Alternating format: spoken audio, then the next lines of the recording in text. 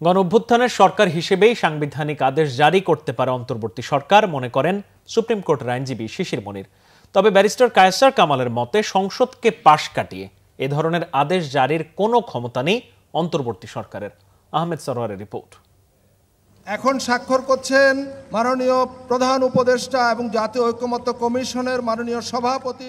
অন্তর্বর্তী সরকারের প্রধান উপদেষ্টার কাছে জাতীয় ঐকমত্য কমিশন রাষ্ট্র সংস্কারের জন্য যে প্রস্তাব দিয়েছে তা নিয়ে বিরোধ বিতর্ক চলমান।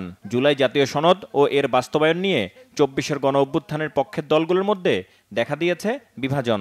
এর মধ্যে এখন বেশি আলোচনায় জুলাই জাতীয় সনদ বাস্তবায়ন আদেশ জারির এখতিয়ার নিয়ে।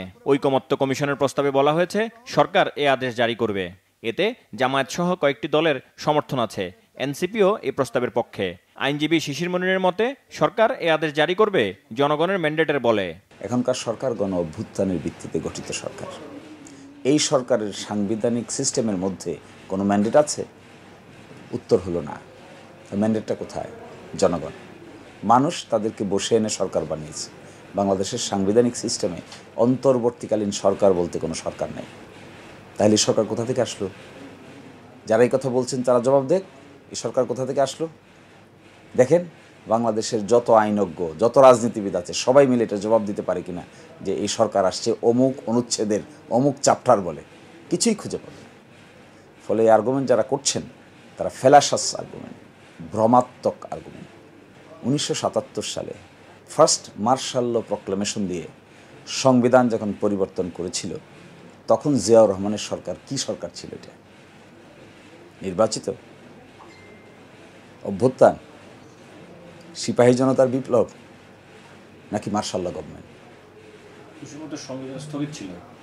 সংবিধান স্থগিত করে মার্শাল ল প্রক্লেমেশন দিয়ে সংবিধান সংশোধন করেছে। এইটা যে প্রবলেমটা হচ্ছে, এটা মূলত আমরা বড় দল, আমরা যা বলবো এটাই মানতে হবে, এটা তো বাংলাদেশে আর নাই। আপনি যা বলবেন তা আর্গুমেন্ট দিয়ে বলতে হবে, গ্রহণযোগ্য হলে ছোটটাও অ্যাকসেপ্ট করতে হবে। এদিকে ব্যারিস্টার কায়সার কামালের মতে সরকারের ঘোষণা বা অধ্যাদেশ জারি করে সংবিধান সংশোধন পরিবর্তন করা যায় না।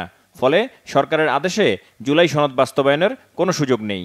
সাংবিধানিক আদেশ বা সংবিধান সংক্রান্ত যখন যা কিছু হয় সেটার আগে দরকার একটা পার্লামেন্ট। তো একমাত্র পার্লামেন্টই পারে সংবিধানের সংশোধনী আনতে বা সংবিধানের পরিবর্ধন করতে।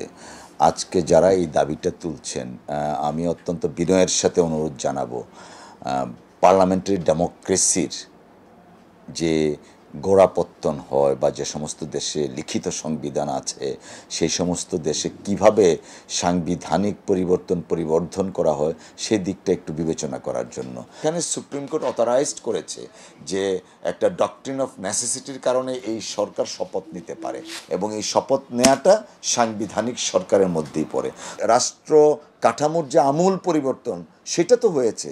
এখন যদি কেউ বলে যে এই অনুচ্ছেদগুলা যদি সংসদে 260 দিনের মধ্যে পাস না করা হয় অটোমেটিক কনস্টিটিউশনের অংশ হিসাবে বিবেচিত হবে, এই সমস্ত বিষয় তো কখনো বিশ্বের ইতিহাসে কখনো নাই। চলে যেতে সংসদকে এড়িয়ে গিয়ে কোনো আইন পাশ করা হলে ভবিষ্যতে এর বৈধতা নিয়ে অবশ্যই প্রশ্ন উঠবে বলেও শঙ্কা তার।